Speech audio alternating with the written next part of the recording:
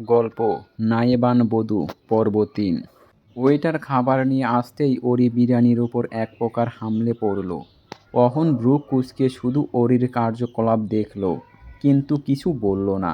মেয়েটা একেবারে মাত্রাতিরিক্ত চঞ্চল, দুদিকে মাথাটা একবার দুলিয়ে। অতঃপর সে নিজেও খাবার খাওয়া শুরু করল। এক পর্যায়ে নিজে থেকেই গলা খেঁকারে দিয়ে ওরির দৃষ্টি আকর্ষণ করল। এরপর গম্ভীর কণ্ঠে বলল, আরশিয়াকে চড় মারার কারণ কি? আরশিয়ার নামটা শুনতেই ওরির মুখটা বিকৃত হয়ে গেল, যেন তাকে জোর করে কেউ তিক্ত করল্লা খাইয়ে দিয়েছে এমন। মনে মনে বলল, খুব দরদ উতলে উঠছে না? আরশিয়াকে চড় মেরেছো কেন? বেশ করেছি, মেরেছি, আরও দুটো দেওয়ার দরকার ছিল। কিন্তু মুখে আর সেসব বলল না। বেয়াদবি করা যাবে না, অন্তত তার বর মশাইয়ের সামনে তো নাই। তাই বলল, আপনার আরশিয়া আমার পরিবারকে লোভী ছোটলোক বলেছে, দাদিমাকে কুটনি বলেছে, তাই চড় মেরেছি। একটু থেমে আবার বলল, আরও বলেছে আমার দাদি নাকি সম্পত্তির জন্য আপনার কাঁধে আমাকে ঝুলিয়ে দিয়েছে। আমি নাকি আপনাকে দেখে লোভ সামলাতে পারিনি, ছোট লোক কিনা। ওরির কথাগুলো শুনতেই অহনের মুখবয় গম্ভীর হয়ে গেল। ওরিকে সে চেনে, মেয়েটা চঞ্চল হলেও নরম মনের, কারো সাথে জেঁচে গিয়ে লাগে না। আর অপরদিকে আরশিয়াকেও সে চেনে, কতটুকু কি করতে পারবে তাও জানে। অহন আর এই বিষয়ে অরিকে কিছু বলল না, বাকিটা সে নিজে সামলে নেবে। আরশিয়াটা লাই পেয়ে পেয়ে এতই মাথায় উঠে গিয়েছে যে কাকে কিভাবে সম্মান করতে হয় সব খুইয়ে ফেলেছে। ঠিক আছে, ব্যাপারটা আমি দেখে নিচ্ছি। বাসায় বড়দেরকে এসব জানিও না। একটু থেমে আবার বলল, এটা বাদেও আরশিয়া তোমাকে আর কি বলেছে? ওরি যেন এই প্রশ্নটার অপেক্ষা করছিল। অহনের প্রশ্ন করতে দেরি, তার উত্তর দিতে দেরি হয়নি। গড় গড় করে বলল, আপনাকে ছেড়ে দিতে বলেছে।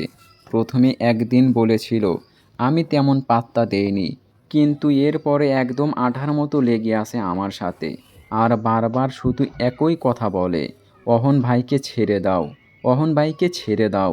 ওরি শেষের কথাগুলো একটু বেঙ্গিয়ে বলল। অহন সব শুনে একটা দীর্ঘ শ্বাস ফেলল। সে এটা আগেই ধারণা করেছিল, আজ বাড়িতে গিয়ে মেয়েটার একটা হেস্তা নেস্তা করতেই হবে। এতবার বেড়েছে মেয়ের। আহ্লাদে আহ্লাদে বাদর হয়ে গিয়েছে একদম। ঠিক আছে, এরপর থেকে আর তোমাকে ডিস্টার্ব করবে না, নিশ্চিন্তে থাকো। ওরই মাথা নাড়ল, বিরক্ত না করলেই ভালো। তবে করলে সে নিজেও আর ছেড়ে দেবে না, একদম টিভি সিরিয়ালের ভাবির রোল প্লে করে দেবে। তখন ওই আরশিয়া ফারশিয়া বুঝবে কত ধানে কত চাল। ওরি বাড়ি ফিরল মোটামুটি দুপুর ৩টার দিকে। অহন নিজেই তাকে নামিয়ে দিয়ে গেছে। ওরি একবার সৌজন্য রক্ষার্থে অহনকে বাড়ির ভেতরে আসতে বলছিল, তবে অহন আসেনি। বলেছে পরে একদিন, আজকে কাজ আছে। এরপর ওরি আর কথা বাড়ায়নি, মাথা নেড়ে বাড়ির ভেতরে চলে গিয়েছে। তাদের বাড়িটা অত বড় না, দোতলা বাড়ি আর কি। তার দাদি আর তার বাবাসহ ২ পরিবার বসবাস করে এখানে। তার বাবা আকবর মৃগা নূরজাহান বেগমের বড় সন্তান, সাথে পরিবারের ২টো ছেলে, আর ওরির মা জেরিন বেগম। ওরি তাদের একমাত্র মেয়ে। অপরদিকে নূরজাহান বেগমের ছোট ছেলে তথা ওরির চাচা জাফর মৃধা আর তার স্ত্রী তুলি বেগম। তাদেরও এক ছেলে মাহিন, যে ক্লাস 4-এ পড়ছে। মাহিনের সাথে আবার ওরির বন্ডিং বেশ দারুণ বলা যায়। আর মাহিন তো ওরি আপু বলতেই পাগল। এছাড়াও ওরির এক ফুপি আছে, তারা সুপরিবারে কানাডাতে থাকে। তার ফুপি সোহা বেগম আর ফুপা লিটন শেখ। তাদেরও এক ছেলেই রুদ্র শেখ, সে আবার সবার বড় কাজিনদের মধ্যে। ওরি আর মাহিন তাকে রুদ্র ভাই বলেই ডাকে। ওরি বাড়ির ভেতরে প্রবেশ করতেই সর্বপ্রথম দেখা পেল তার মাতাজিয়ের। সে দৌড়ে গিয়ে জেরিন বেগমকে পিছন থেকে জড়িয়ে ধরল। মা, মা, জানো তোমাকে কত মিস করেছি। জেরিন বেগম প্রথমে হকচকিয়ে উঠলেও পর মুহূর্তে মেয়ের গলা চিনতে পেরে পেছনে ফিরলেন। মেয়ের মাথায় একটা চাপড় মেরে রাগী স্বরে বললেন, কতবার বলেছি এভাবে হুট করে ভয় দেখাবি না। আমার হাড়ের সমস্যা আছে, জানোস না? ওরই মুখটা খানিকটা বেজায় করে ফেলল। এরপর মন খারাপের ভান করে বলল, হ্যাঁ, বাড়িতে আসতে পারিনি, কিন্তু তোমার ধমক শুরু হয়ে গিয়েছে।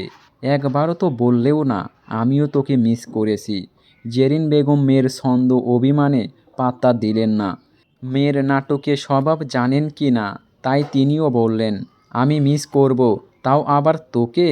হ্যাঁ, এটা একটা কথা বললি? ঝামেলাকে কেউ কখনো মিস করে দেখেছিস? ওরই মুখ ফুলিয়ে জেরিন বেগমকে ছেড়ে দিল। অভিমানী স্বরে বলল, কি? আমি ঝামেলা? আচ্ছা ঠিক আছে, শুধু যাই একবার জামাইয়ের বাড়ি, আর কোনো দিন আসবো না। জেরিন বেগম যেন কাটা ঘায়ে নুনের ছিটে দিতে সংক্ষিপ্ত স্বরে বললেন, তুই মাত্রই সেখান থেকে আসলি। পাশ থেকে তুলি বেগম হু হু করে হেসে উঠলেন।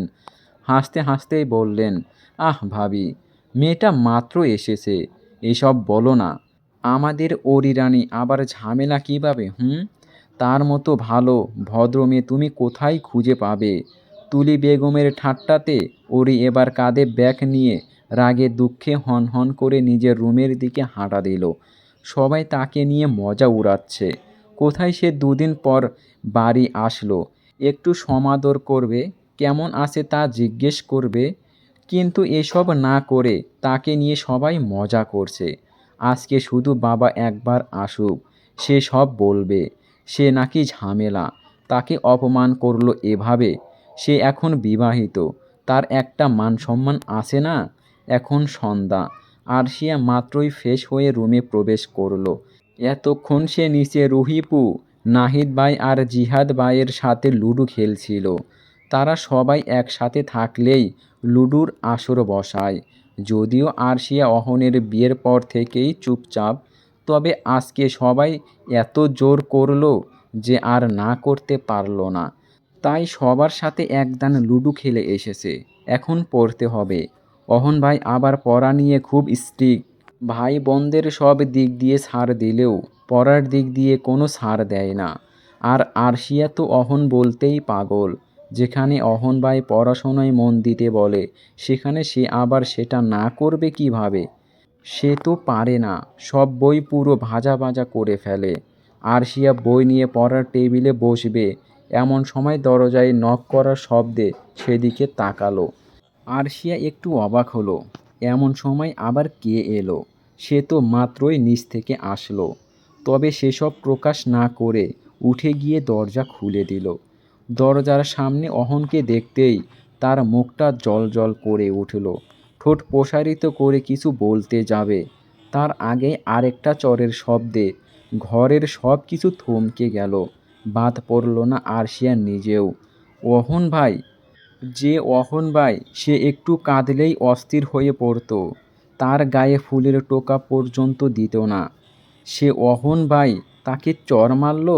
সে কাঁপা কাঁপা মুখটা তুলে অহনের চোখের দিকে তাকালো। কতক্ষণ তাকিয়ে থেকে এরপর অসহায় আর অবাক স্বরে আওড়ালো, অহন ভাই! অহন কোনো প্রত্যুত্তর করল না, শুধু মুখটা কাঠের মতো গম্ভীর করে একদম কাট কাট স্বরে নিষ্ঠুরভাবে উচ্চারণ করল, এটাই শেষ সতর্কতা। এরপর কখনো যদি আমার ব্যক্তিগত জীবনে তোমাকে নাক গলাতে দেখি, তখন আমি ভুলে যাব আমার জীবনে একজন আরশিয়া ছিল। অহন আর কোনো কিছু না বলেই যেভাবে এসেছিল সেভাবেই চলে গেল। আজকের চরটা আর কথাগুলো আশা করা যায় কাজে দেবে, আর না দিলেও সে এর ব্যবস্থা নেবে। আর লাই দেওয়া যাবে না, যথেষ্ট হয়েছে। এদিকে আরশি এখনও গালে হাত দিয়ে হতভম্বর মতো অহনের যাওয়ার পথের দিকে তাকিয়ে আছে। তার কাছে সব দুঃস্বপ্নের মতো লাগছে। সে কোনো কিছু বিশ্বাসই করতে পারছে না। তার অহন ভাই, এটা আদৌ সম্ভব? তার অহন ভাই তাকে চড় মারল, এমন নিষ্ঠুর বাণীগুলো বলল, এসব শুনে যে তার বুক ছিঁড়ে যাবে। এমন নিষ্ঠুর বাণী আওড়াতে খারাপ লাগলো না অহন ভাইয়ের? আরশিয়া ধপ করে নিচে বসে পড়ল। তার হাত এখনও অহনের চড় দেওয়ার গালে। সে আশ্চর্যর কারণে কোনো ব্যথা অনুভব করতে পারছে না। সব জানি কেমন হয়ে যাচ্ছে। ওই মেয়েটা, সব শুধুমাত্র ওই মেয়েটার কারণে হয়েছে। তাকে ফুলের মতো রাখা অহন ভাইয়ের হাত আজ তাকে চর দিয়েছে। ওই মিষ্টি মুখের বাণী আজ নিঠুরে পরিণত হয়েছে শুধুমাত্র ওই মেয়েটার জন্য। আরশিয়া আর ভাবল না কিছু, মাথাটা হেলিয়ে দিয়ে ওভাবেই পড়ে রইল। তার গাল বেয়ে অনবরত জল গড়িয়ে পড়তে লাগলো। দোস্ত, আমি সিদ্ধান্ত নিয়েছি, এ বাড়ি ছেড়ে বনবাসে চলে যাব। ওরির কথায় মোবাইলের ওপাশ থেকে আয়রা অবাক কণ্ঠে বলল, কেন রে, কিছু হয়েছে? ওরি মোবাইলটা নিয়ে ধপ করে বিছানায় শুয়ে পড়ল। এরপর রাগ দেখিয়ে বলল, কি হয়নি সেটা বল। আমি নাকি এ বাড়ির ঝামেলা? এসব শুনে কি এখানে থাকা যায়? আমার একটা মান সম্মান আছে তো নাকি? আয়রা একটু ঠোঁট টিপে হাসল। এরপর ওরির কথার সাথে তাল মিলিয়ে বলল, ঠিক ঠিক, তোর বহুত মান সম্মান। এসব শোনার পরেও তোর ওই বাড়িতে থাকা ঠিক হবে না। এক কাজ কর, তুই বাড়ি থেকে বেরিয়ে পড়, এখনই বনবাসের উদ্দেশ্যে রওনা দে। হ্যাঁ হ্যাঁ, সেটা তো দেবই, তবে আমি ঠিক করেছি একা যাব না, বুঝলি? তুই আমার একমাত্র বেস্টি, তোকে রেখে কিভাবে কোথায় যাব? তাই সিদ্ধান্ত নিয়েছি তোকে নিয়েই যাব। ওরির কথা শুনতেই আয়রার মুখ চুপসে গেল। সে হাসার চেষ্টা করে বলল, হে হে, আবার আমি কেন? শোন, তুই যা, আমি যাব না। তুই চলে গেলে আন্টিরা তো কাঁদবে, তাদের সামলাতে হবে না। আমি বরং থেকে যাই, তুই যা। ওরি মোবাইলটা নিয়ে উঠে বসলো। আয়রা তার মাদের সামলাবে নাকি বাহানা দিচ্ছে, সে কি সেটা বোঝে না? তাকে ঢোপ দিচ্ছে, সে কি এতই বোকা যে বুঝবে না? না, দুনিয়াতে কেউ কারো নয়, সেটা আবার প্রমাণ হয়ে গেল। তুই আশাকে অজুহাত দিচ্ছিস? আয়রা শট ফুটিয়ে বলল, না না, অজুহাত কেন দেব? আমি সাচ্চা বলছি রে। না, আমি বুঝি তো, তুই যাবি না সেটাই বল। কেন মিথ্যা অজুহাত দিচ্ছিস? আরে না থাক, আমি মিথ্যা অজুহাত দিচ্ছি না। ব্যাপারটা হলো গিয়ে, আমি চলে গেলে আমার না হওয়া জামাই আমাকে না পেয়ে আরেকজনকে বিয়ে করে ফেলবে। আর তুই কি চাস তোর বান্ধবী সতীনের সংসার করুক? তাই আর কি। ওরই মানল না আয়রার যুক্তি। এমনটা প্রত্যেক বাড়ি হয়। তার সাথে আয়রার কথোপকথনে কোনো একটা যৌক্তিক বিষয় নিয়ে হালকা কথা কাটাকাটি হবে, এরপর ওরই মুখ ফুলিয়ে কল কেটে দেবে। এবারও ব্যতিক্রম হলো না। ওরই মুখ ফুলিয়ে বলল, যা, তোর সাথে আর কথা বলবো না। তুই যে আমায় ভালোবাসিস না সেটা আবার প্রমাণ হয়ে গেল। এই সব জামাই টামাই কিছু না, সব তো তোর বাহানা। আমি বুঝে গেছি। আয়রা ওপাশ থেকে বলতে চাইলো, ওরি শোন না দোস্ত, কিন্তু বাকিটা বলার আগেই ওপাশ থেকে ওরি কলটা কেটে মোবাইল অফ করে দিল। তার কিছু ভালো লাগছে না আপাতত। সে একটা কড়া ঘুম দেবে এখন। যদিও এটা সন্ধ্যা রাত, তবে তাও ঘুমাবে। এখন ঘুমিয়ে মাঝরাতে উঠবে, এরপর সারা বাড়ি পায়চারি করে বাড়ি পাহারা দেবে। এমনটাই হয়ে আসছে আজকে অনেক দিন ধরে। সময় বহমান, পৃথিবীতে সময়ই একমাত্র জিনিস যাকে আটকে রাখা যায় না। হেলায় অবহেলায় সে তার মতোই কেটে যায়। তেমনি করেই আরও সপ্তাহখানেকের মতো দিন কেটে গেল। আর কয়েক মাস পর থেকেই ওরির এইচএসসি শুরু হবে। সামনের মাসেই টেস্ট পরীক্ষা। কলেজ থেকে বলেছে টেস্টে পাশ না করলে কোনো মতেই বোর্ড পরীক্ষায় বসতে দেবে না। তার মা ইদানিং তার পড়ালেখা নিয়ে খুব কড়াকড়ি অবস্থানে আছে। আর মায়ের অপর নাম ওরির কাছে আতঙ্ক। তাই ওরিকে এখন মোটামুটি কয়েকদিন ধরে বই নিয়ে বসতে দেখা যায়। সে হলো বিজ্ঞানের স্টুডেন্ট, যদিও তার মোটেও সায়েন্স নিয়ে পড়ার ইচ্ছা ছিল না, তবে তার মায়ের আদেশে পড়তে হচ্ছে। এখন সময়টা সন্ধ্যা। এই এক সপ্তাহে অহনের সাথে তার সম্পর্কের তেমন কোনো পরিবর্তন হয়নি, সব আগের মতোই আছে। অহনের সাথে তার কথাও হয় না। এই যে কলেজে গেলেও যতটুকু দেখা হয় সেটাই। তবে ওরির মাথায় কয়েকদিন ধরে একটা ভাবনা খেলছে। আচ্ছা, সে যে অহন স্যারের জাঙ্গিয়াগুলো কেটে দিয়েছিল, সেটা কি স্যার দেখেনি? নাকি দেখেও বুঝতে পারছে না এসব কে করেছে?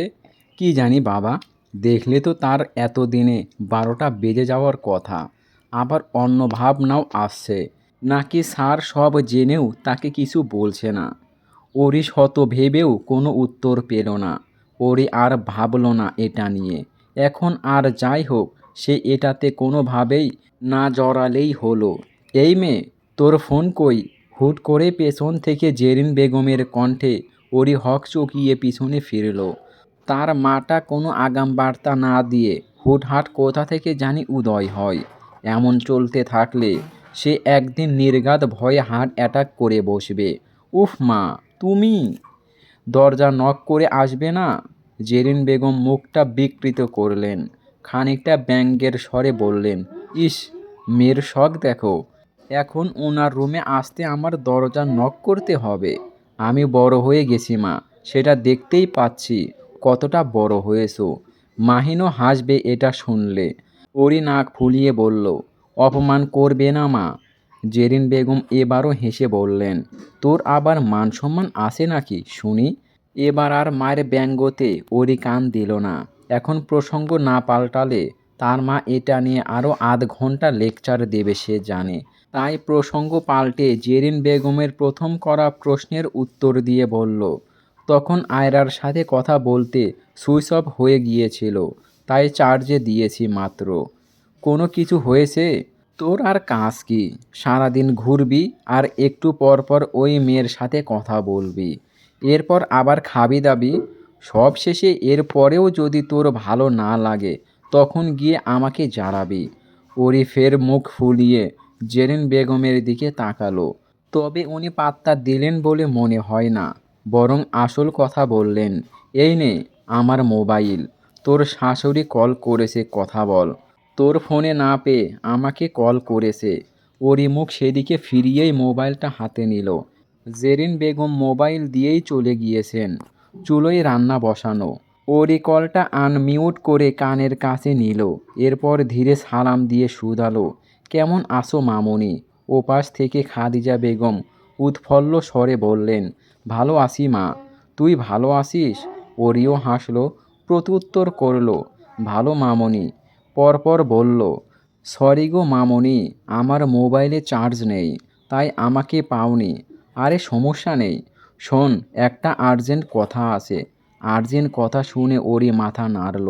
এরপর মোবাইলটা এক কান থেকে অপর কানে নিয়ে বলল, বলো বলো, আমার মা এসেছে বুঝলি, এখন তোকে দেখতে চেয়েছে। তোদের বিয়ের সময় তো আসতে পারেনি, অসুস্থ ছিল কি না, তাই এখন এসেই পাগল হয়ে গিয়েছে নাত বউ দেখবে। আমি অহনকে পাঠিয়ে দিলে চলে আসবি কেমন? তোর মাকেও বলেছি, অনুমতি দিয়েছে। ওরই কিছুক্ষণ চুপ থেকে মাথা নেড়ে সম্মতি জানালো। বলল, ঠিক আছে, আচ্ছা, তাহলে এখন রাখি। অহনকে রাতে পাঠাবো। আচ্ছা, রাখো। ওরই মোবাইলটা কান থেকে নামিয়ে হতাশ হলো। তার কপালটা বোধহয় আর কোনো দিন ভালো হবে না। সব সময় শনি লেগেই থাকে। আর সে আর শনিটা শেষ না হতেই এবার এসে জুটল অহন স্যারের নানু। অহন স্যারের নানুকে যদিও সে দেখেনি, কিন্তু রহিপুর কাছে শুনেছে উনি নাকি খুব সিস্টিক আর খুঁতখুঁতে স্বভাবের।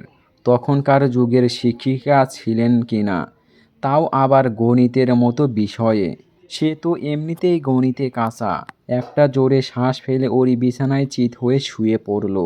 বিয়ের পর থেকেই ধীরে ধীরে তার জীবনটা প্যারাময় হয়ে যাচ্ছে। তখন বাজে রাত 10টার মতো। অহন মাত্রই ওরিদের বাসায় এসেছে। আরও আগে আসতো, তবে কিছু কাজ থাকাতে একটু দেরিই হলো। কিন্তু এখন এসে পড়েছে ঝামেলায়। ওরিদের বাসায় সবাই যে খেতে বসবে সে তো জানতো না। জানলে এমন সময় আসতো না। এখন ওরির মা জেরিন বেগম উঠে পড়ে লেগেছেন তাকে খেতে হবে, কিন্তু সে খেতে চাচ্ছে না। একটু আগে বন্ধুদের সাথে মিলে হালকা জাঙ্ক ফুড খেয়েছে। আপাতত পেট একদম ভর্তি। রাতের বেলা সাধারণত সে ভারী খাবার অ্যাভয়েড করেই চলে। তবে অবশেষে সবার জোরাজুরিতে অহন রাজি হলো। না হয় এত করে বলার পরেও না খেলে অসম্মান করা হবে। খাবার টেবিলে বসে বসে ওরি এতক্ষণ মা আর নিজ বরের কাহিনী দেখছিল আর নাক কুঁচকাচ্ছিল। আরে বাবা, যে খেতে চাচ্ছে না তাকে এত সাধতে হবে কেন? এমনও তো হতে পারে হয়তো খিদে পায়নি। ওরই মুখটা একটু ভেংচি মেরে নিজের খাওয়া শুরু করলো। সে কারোর জন্য এত অপেক্ষা টপেক্ষা করতে পারবে না। তার ক্ষুধা লেগেছে। ওরিপু, তোমার জামাই আমার দুলাভাই হয় তাই না? মাহিনের ফিসফিসিয়ে করা প্রশ্ন। ওরি তার দিকে তাকালো। এরপর নিজেও মুখটা একটু এগিয়ে নিয়ে ফিসফিস করে বলল, কেন রে, তুই জানিস না? মাহিন পুনরায় বলল, জানি তো ওরি আপু, মা বলেছে দুলাভাই হয়। কিন্তু আমার এক বন্ধু আজকে দেখলাম তার বোনের জামাইকে ব্রো বলছে। ওরি ব্রু কুঁচকালো। আজকালকার ছোট বাচ্চারা এত পাকা, বলার বাইরে। মাহিনটাও প্রচুর দুষ্টু। এই বয়সেই সে একদম সব জানে। পেকে লাল হয়ে গিয়েছে একেবারে। ওরি মাহিনের মাথায় হালকা চাপড় মেরে বলল, তাতে তোর কি? মাহিন চাপড় মারা জায়গাতেই হাত বুলাতে বুলাতে ইনোসেন্ট মুখে বলল, আমিও তাহলে ব্রো ডাকবো। দুলাভাইটা কেমন খ্যাত খ্যাত লাগে না? ওরই চোখ রাঙালো। বলল, ইস, খ্যাত খ্যাত লাগে। তোর বয়স কত রে? এই সব গাইয়া শব্দ কোথা থেকে শিখলি? মাহিন গর্ব করার মতো করে বুক ফুলিয়ে বলল, আই অ্যাম অলরেডি 10 ওরি আপু। আর এগুলো গাইয়া শব্দ না, এগুলো হলো স্মার্টভাবে অপমান করার শব্দ। ওরি ফের কিছু বলতে যাবে, তার আগেই জেরিন বেগম দুজনকে ধমক দিয়ে বলল, এই, তোদের খাওয়ার সময় কিসের এত ফুসুর ফুসুর শুনি? চুপচাপ খা। মাহিন আর ওরি উভয়ে দমে গেল। বলা চলে ওরির মতো মাহিনও তার বড় মাকে একটু ভয়ই পায়। এদিকে নূরজাহান বেগম খিচুড়ির একটা বড় লোকমা মুখে পুরে দিয়ে নারাজ কণ্ঠে জেরিন বেগমের উদ্দেশ্যে বললেন, আহ বড় বৌমা, বইকো না তো, আমার সব ছোট ছোট নাতি নাতনি। ওগো এইটুকা কলজা লইয়া তোমার এত বড় ধমক সহ্য করতে পারবো নি? তুমি কি কও নাত জামাই? ঠিক কইছিনি? অহন মাথা নিচে দিয়ে চুপচাপ খাচ্ছিল। যখন তার দুই দাদি কথা বলে তখন সে একদম মুখ খোলে না। যথাসম্ভব আলোচনা থেকে দূরে থাকে। তবে প্রতিবারই আলোচনা এসে তার দুয়ারে হাজির হয়। যেমন এবারও সব শেষে নূরজাহান বেগম এর জিজ্ঞাসেই একটু হকচকিয়ে উঠল। পরক্ষণেই নিজেকে সামলে নিয়ে ওনার কথায় সায় জানিয়ে বলল, হ্যাঁ হ্যাঁ, তা তো অবশ্যই। মেয়ে জামাইকে সায় জানাতে দেখে জেরিন বেগম আর কথা বাড়ালেন না। নিজের কাজে মনোযোগী হলেন। অপরদিকে ওরি মাথা নিচে দিয়ে কিটকিটিয়ে হেসে উঠল। তার দাদিমা ওনার নাতি নাতনিদের খুব ভালোবাসে। তাদেরকে কেউ কিছু বললেই উনি স্যাঁত করে ওঠেন। এই জন্যই এরা আরও লাই পায়। বিশেষ করে তার মা তো একটু দমলেই থাকে দাদিমার সামনে। আর এসব কারণেই দাদিমা বলতে ওরই অন্তপ্রাণ। ওরই এসব ভাবতে ভাবতেই খাওয়া শেষ করলো। এখন রাত 11টা। অহন তাড়াহুড়া করছে বেরিয়ে পড়ার জন্য। এমনিতেই অনেক রাত হয়ে গিয়েছে, তার ওপর আরও দেরি হলে সমস্যা। তবে অহন যতটাই তাড়া দিচ্ছে ওরি যেন ততটাই ধীর গতিতে এগোচ্ছে। আপাতত তাদের দুজনেরই অবস্থান ওরির রুমে। অহন ওরির এমন অলসতা দেখে দাঁতে দাঁত চেপে ধমকানো স্বরে বলল, কী ব্যাপার? সেই কখন থেকেই দেখছি তুমি রেডি হচ্ছ, এখনও শেষ হয়নি? ওরি অহনের কথায় পাত্তা দিল না, বরং প্রসঙ্গ বদলে আয়নার সামনে দাঁড়িয়ে নিজে অহনকে প্রশ্ন করল, আচ্ছা স্যার, আপনার নানু নাকি গণিতের টিচার ছিল, এটা সত্য? অহন কপাল কুঁচকালো। এই মেয়ের মতলবটা কি? এমন কচ্ছপের গতিতে কাজ করছে, আবার প্রসঙ্গ বদলে তাকে প্রশ্ন করছে। সে ভ্রুযুগল ভাঁজ ফেলে ওরির দিকে তাকালো। বলল, হঠাৎ এসব কথা কেন? আহা, বলুনই না। হুঁ। অহনের সংক্ষিপ্ত স্বরের বিপরীতে ওরি ফের শুধালো, আপনার নানু তো আগামীকালকেই আবার ওনার বাড়িতে চলে যাবেন, তাই না? অহন এবার আর ওরির প্রশ্নের উত্তর দিল না, বরং সন্দিহান স্বরে শুধালো, তোমার মতলবটা কি বলবে? এমন তালবাহানা করছো কেন? ও বাড়িতে যেতে চাও না? ওরি মুখে হাত দিয়ে আশ্চর্য হওয়ার ভান করে বলল, ও মা, যেতে চাইবো না কেন? শ্বশুরবাড়ি আমার খুব ভালো লাগে। ওখানে তো মামনি আমাকে বকে না। কিন্তু এখানে তো একজন সারাদিনই আমাকে দৌড়ের ওপর রাখে। অহন গম্ভীর মুখে বলল, সমস্যা কি তাহলে? ওরে একটু এগিয়ে আসলো অহনের দিকে, আমতা আমতা করে বলল, বলবো। অহনের মেজাজ খারাপ হচ্ছে। এই মেয়ে এত কাহিনী করছে কেন? সে তো সেটাই বলছে কখন থেকে। অহন মুখটা কঠোর করে বলল, সেটা তো কখন থেকেই বলতে বলছি তোমায়। ওরই মাথাটা নিচের দিকে দিয়ে হাত দিয়ে নিজের ওড়না পেঁচাতে পেঁচাতে মিনমিন করে বলল, ইয়ে মানে আপনার নানু নাকি খুব স্ট্রিক্ট। উনি নাকি সারাক্ষণ সামনে বসিয়ে একের পর এক অঙ্ক জিজ্ঞেস করেন। আমি আমি তো অঙ্কে কাঁচা। ভুল করলে তো মান সম্মান থাকবে না। অহন এতক্ষণ ভ্রু কুঁচকে থাকলেও এবার ওরির কথা শুনে একটু ঠোঁট প্রসারিত করল। তবে তা ওরির দেখার আগেই আবার মুছে ফেলল। তাহলে এইটা হলো কারণ? মেয়েটা তবে তার নানুকে ভয় পাচ্ছে? তোমাকে এসব কে বলল? ওরি সেভাবেই প্রত্যুত্তর করল, জিহাদ ভাই বলেছে। অহন একটা হতাশার শ্বাস ফেলল। সে ধারণা করেছিল, হ্যাঁ এটাই সত্য, তার নানু খুব স্ট্রিক্ট। তবে তাই বলে এতটা ভয় পাওয়ার মতো কিছু না। একটা জোরে শ্বাস ফেলে অহন বলল, এবার রেডি হও, আর দেরি করা যাবে না। অহন কথাটা শেষ করতে পারল না, তার আগেই দরজায় নক করার শব্দ হলো। ওরি এগিয়ে গিয়ে চাপানো দরজাটা খুলে দিল। পিছু পিছু অহনও দরজার দিকে এগোলো। দরজার সামনে ওরির বাবা আকবর মৃধা দাঁড়িয়ে আছেন। ওরি মিষ্টি করে হাসল, বলল, বাবা তুমি কিছু বলবে? আকবর মৃধাও বিপরীতে হেসে মেয়ের মাথাতে হাত বুলিয়ে দিল। এরপর মাথা নেড়ে অহনের দিকে তাকালো, বলল, বাবা বলছিলাম কি, এখন তো মোটামুটি বেশ ভালোই রাত হয়ে গিয়েছে। আজকে বরং এখানেই থেকে যাও। কাল সকাল সকাল খেয়ে দিয়ে রওনা দিও ও বাড়ি। কিন্তু আঙ্কেল, অহন কিছু বলতে চাইল, তবে আকবর মৃধা তা শেষ করতে দিলেন না। ফের বললেন, কোনো কিন্তু না বাবা, আজকে থাকো, কাল যাবে। এমনিতেও তোমাকে জামাই আদর করার সময় দাওনি, তাই আর কোনো অজুহাত দিও না। অহন আর কিছু বলতে পারল না। অগত্যা মাথা নেড়ে আকবর মৃধার কথা মেনে নিল। তার এখন এই মেয়ের ওপর বিরক্ত লাগছে। মেয়েটার অলসতার জন্য এখন আবার তাকে এখানে থাকতে হবে।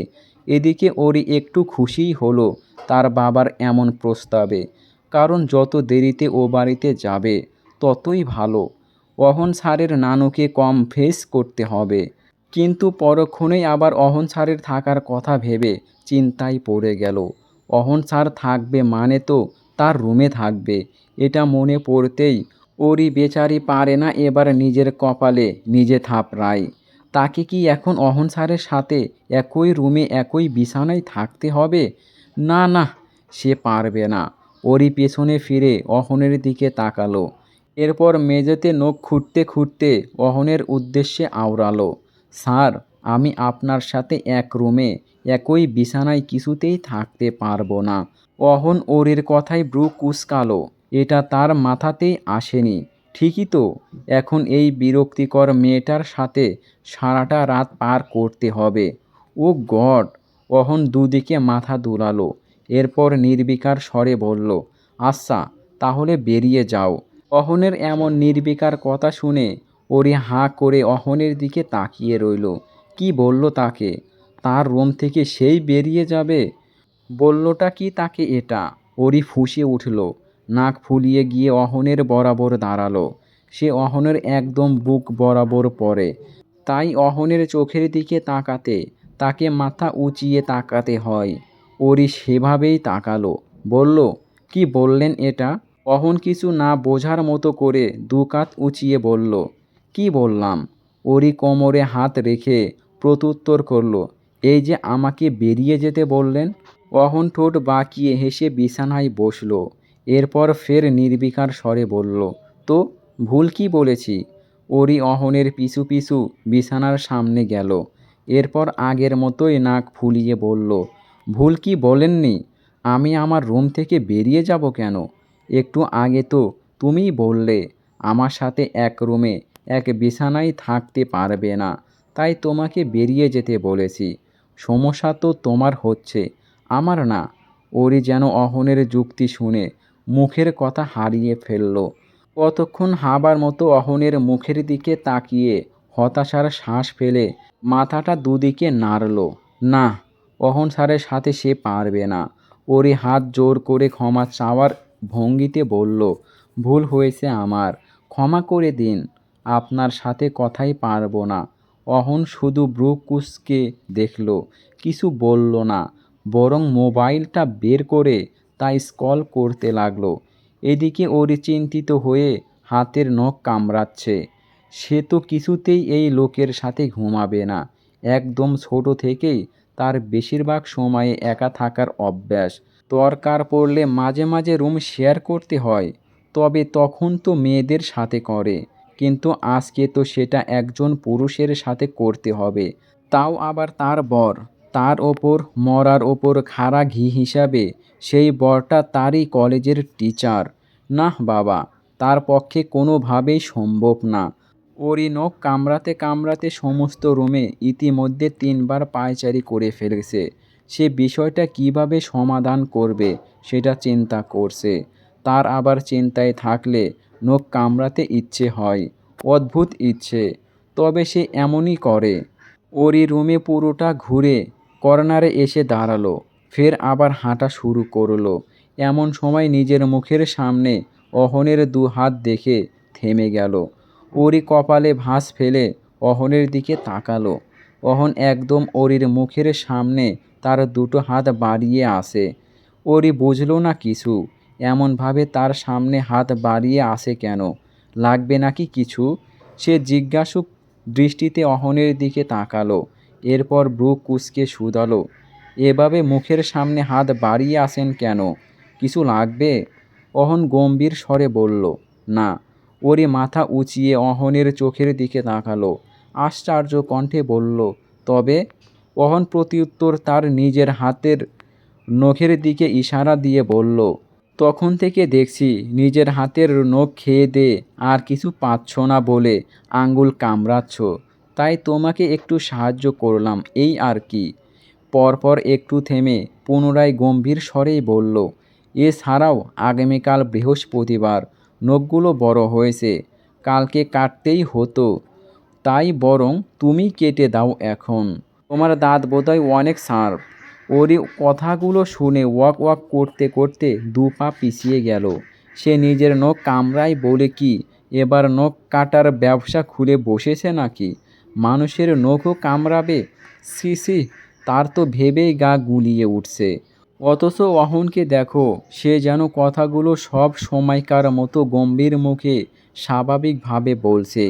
এদিকে ওরে এভাবে পিছিয়ে যেতে দেখে অহন একটু ঠোঁট বাঁকালো, তবে সেটা ওরির দর্শনের আগেই আবার মুছে ফেলে বলল, কি হলো, তাড়াতাড়ি করো, হাতেরগুলো শেষ করে এরপর পায়েরগুলো কাটতে হবে তো। ওরই চোখ বড় বড় করে একবার তাকিয়ে অহনের পা দেখল, বলল, হ্যাঁ, পা, ওয়াক। এরপর আর দাঁড়াতে পারল না, মুখে এক হাত দিয়ে দৌড়ে ওয়াশরুমে চলে গেল। ওরিকে এভাবে দৌড়ে যেতে দেখে অহন না পারতেই কপালের এক হাত দিয়ে শব্দ করে হেসে ফেলল। আজকের কাহিনী মনে থাকলে আর কোনো দিন নখ কামড়াবে না, আশা করা যায়। অহন আর বেচারিকে কষ্ট দিল না, যথেষ্ট শিক্ষা হয়েছে আজকের জন্য। তাই বিছানার পাশের সোফায় গিয়ে শুয়ে পড়ল। বেশ রাত হয়েছে, যদিও তার মতো বড়সড় দেহের মানুষের সোফাতে ঠিকভাবে আটকাবে না, তবে কিছু করার নেই। আজকের রাতটা কষ্ট করে ম্যানেজ করে নিতে হবে। ওরই ওয়াশরুম থেকে ফিরে এসেছে মিনিট 7 পরে। না, এতক্ষণ বমি করেনি, তবে চেষ্টা করছিল কয়েকবার, কিন্তু পারেনি। ওরই রুমে প্রবেশ করতেই দেখল অহন সোফায় একটু গুটিয়ে শুয়ে আছে। হয়তো জায়গা নেয়নি পুরো শরীর, আর নেবেই বা কীভাবে? অত বড় শরীর তো তার বিছানাতেও জায়গা নিত না। দেখা যেত ঘুমালে পা বিছানার বাইরে চলে এসেছে। ওরই দীর্ঘ শ্বাস ফেলে বিছানার দিকে এগোলো। যাক, স্যার তাহলে সোফাতেই শুয়েছে, এটা তার জন্য ভালোই। একই রুমে থাকলেও এক বিছানাতে তো আর থাকতে হবে না। তবে একবার মনে হলো স্যারকে বোধহয় বিছানায় থাকতে দিয়ে তার নিজের সোফাতে ঘুমানো উচিত ছিল। পরক্ষণেই ওরি আবার নিজেকে শাসালো। বলল, নাহ ওরি, মোটেও তুই মানুষের ভালো করতে যাবি না। কারণ তুই যখন জেসে কারো ভালো করতে যাস তখন একটা না একটা ঝামেলা হয়ই। ওরি পা বাড়িয়ে বিছানার দিকে যেতে নিয়েও কেন যেন থেমে গেল। এরপর পা ঘুরিয়ে সোফায় শুয়ে থাকা অহনের দিকে রওনা হলো। সে ঝুঁকে গিয়ে অহনের মুখের দিকে তাকালো। তার নিঃশ্বাস বোধহয় অহনের গাল ছুঁয়েছে। এরপর কতক্ষণ এক নাগাড়ে তাকিয়ে থেকে বিড়বিড় করিয়ে বলল, দেখতে তো সুন্দরী, মানুষের সাথেও সুন্দর করেই কথা বলেন। শুধু আমার সাথেই কথা বলতে আসলে মুখ থেকে নিম পাতার মতো তেতো তেতো কথা বেরোয়। জল্লাদ একটা। ওরি আর কথাটা বলে অপেক্ষা করল না। মাথাটা দুদিকে দুলিয়ে বিছানার দিকে এগিয়ে গেল। এখন একটা জম্পেশ ঘুম দেবে। এরপর সকালে উঠে আবার তড়িঘড়ি করে রেডি হতে হবে। ও বাড়ি যেতে হবে তো। খুব সম্ভবত আগামীকাল তার কলেজে যাওয়া হবে না। ওরি বিছানায় শুয়ে পড়া মাত্রই অহন চোখ মেলে তাকালো। কিছুক্ষণ নিজের গালে যে জায়গাতে ওরির নিঃশ্বাস পড়েছে সেখানে ধরে রেখে নিজেই ওরির মতো বিড়বিড়ালো, দেখতে তো তুমিও সুন্দর, মানুষের সাথে হেসে মিষ্টি করেই কথা বলো, শুধু আমাকে দেখলেই তোমার বাদরামোগুলো লাফ মেরে বেরিয়ে আসে, স্টুপিড একটা। পরদিন সকালে সর্বপ্রথম ঘুম ভাঙল অহনের। এদিক সেদিক করেছে। এমনিতেই নতুন পরিবেশে তার ঘুম আসে না, তার ওপর আবার এমন আঁটসাঁট হয়ে ঘুমানো যায় নাকি? মেয়েটা কি পাষাণ, একবার বিছানাতে শোয়ার কথাও বলল না। অহন উঠেই আগে ফ্রেশ হয়ে সকালের যাবতীয় কার্যক্রম সেরে নিল। এরপর রুম থেকে বেরোলো মোটামুটি সকাল 7টার দিকে। আজকে সেও কলেজে যাবে না, ছুটি নিয়েছে। তার নানুমা সাধারণ এখানে আসে না, তবে যখন আসে অহন পুরোটা সময় নানুমাকেই দেওয়ার চেষ্টা করে। অন্য সবার সাথে উনি খুব কঠিন হলেও অহনের সাথে বেশ হাসি খুশি। অহনের নানুমা সব সময়ই বলে উনি নাকি অহনের মধ্যে উনার স্বামীর প্রতিচ্ছবি পান, তাই অহনের সাথে স্টিক হতে পারেন না। অপরদিকে অহন নিজেও তার নানুকে খুব ভালোবাসে। তার দুই দাদিমার মতো এত ভয় পান না। কি বাবা, ঘুম ভেঙেছে? আকবর মৃধার প্রশ্নে অহন হাসল একটু। এরপর প্রত্যুত্তর করল, জি আঙ্কেল। পরিমা উঠেনি? না আঙ্কেল, এখনও উঠেনি। আচ্ছা, কিছু মনে করো না। মেয়েটা একটু দেরিতে ঘুম থেকে ওঠে। অহন একটু হাসার চেষ্টা করে বলল, না, কিছু মনে করিনি, সমস্যা নেই। আকবর মৃধা হাসলেন। মেয়ে তো, তিনি সব সময় মেয়েকে আহ্লাদেই রাখেন। এরপর অহনের পিঠে চাপড় মেরে বললেন, তাহলে চলো শ্বশুর জামাইয়ে একটু হেঁটে আসা যাক, তোমাদের ভাষায় যাকে মর্নিং ওয়ার্ক বলে আর কি। অহন মাথা নাড়িয়ে সায় দিল, বলল, চলুন আঙ্কেল। এরপর আকবর মৃধার সাথে বেরিয়ে পড়ল। মাঝ রাস্তায় গিয়ে ওরির ছোট চাচা জাফর মৃধাও তাদের সাথে যোগ দিল। সকাল তখন 10টার মতো বাজে। মৃধা বাড়িতে সকালের খাবারের পর্ব মাত্রই শেষ হলো। ওরি ঘুম থেকেই উঠেছে মাত্র একটু আগে, তাই বেশি কিছু খেতে পারেনি, অল্প খেয়েই উঠে পড়েছে। অপরদিকে অহনের তো নাস্তানাবুদ অবস্থা। তার শাশুড়িমা আর চাচি শাশুড়ি মিলে পারে না তার পেট কেটে সব খাবার পেটে ঢুকিয়ে দেয়। সাথে আরও উৎসাহ দেওয়ার জন্য নূরজাহান বেগম তো আছেই। সে সকালে এত হেভি খাবার কখনোই খায় না, তবে তাদের জড়াজড়িতে খেতে রাজি হয়েছে। কিন্তু এমন অবস্থা হবে সে জানলে কখনোই রাজি হতো না। অহন কোনো মতে 3 প্লেট খাবার শেষ করতে পেরেছে।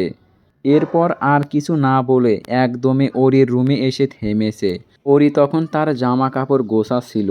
যদিও সে আজকের দিনটাই থাকবে, তবে বলা যায় না, যদি লাগেই তাই 2-3 সেট বেশির কাপড় নিয়ে নিল। তর মধ্যে হুড়মুড়িয়ে করে রুমে অহনকে প্রবেশ করতে দেখে ওরি অবাক হলো। অহনের দিকে তাকিয়ে শুধালো, কি হলো স্যার, কিছু হয়েছে? ওরির প্রশ্ন শুনেই অহন নিজের পূর্বরূপে ফিরে গেল। সব শেষ হয়ে গেলেও নিজের রূপ তথা গম্ভীরতা চেঞ্জ হবে না। তাছাড়া তার পার্সোনালিটির সাথে এমন দূরতা যায়ও না। তাই গম্ভীর হয়ে গলাটা একটু খেঁকারে দিয়ে বলল, কিছু না। এরপর সোজা ওয়াশরুমে প্রবেশ করলো। এখন তাকেও রেডি হতে হবে। এদিকে ওরই অহনের কাণ্ড কারখানা কিছুই বুঝল না। তবে অহনকে ওয়াশরুমে প্রবেশ করতে দেখে নিজে কতক্ষণ চুপ করে থেকে এরপর অহনকে ভেঙিয়ে নিজেও রিপিট করে বলল, কিছু না। ইগো দেখলে আর বাঁচি না যেন। ওরি আর অহন বেলা 10:30টার দিকে চৌধুরী বাড়ির উদ্দেশ্যে রওনা হলো। অহনের নিজের গাড়ি দিয়েই রওনা হয়েছে। যাওয়ার আগে অরিদের বাড়ির সবাইকে বিদায় জানাতে ভুলল না। ওরি নিজেও সবার সাথে বিদায় নিয়েছে। ওরির দাদিমা নূরজাহান বেগম আবার অহনকে বিদায় জানাতে গিয়ে দুঃখ জানাতে গিয়ে হতাশ করে বলেছে, আবার আইও নাচ জামাই, তোমারে তো এইবার ভালো কইরা খাওয়াতে পারলাম না। তুমিও তো কিছু খাইলা না। তয় পরের বার কিন্তু কোনো বাহানা হুনমো না। অহন তখন শুধু কোনো মতে হাসার চেষ্টা করে সায় জানিয়ে নিয়েছিল। এরপর কেটে পড়েছে। তার আর কোনো ইচ্ছে নেই এমন পরিস্থিতিতে পড়ার। আজকেই যথেষ্ট শিক্ষা হয়েছে। চলবে। কেমন হয়েছে পর্বটা অবশ্যই কমেন্ট বক্সে কমেন্ট করে জানাতে ভুলবেন না।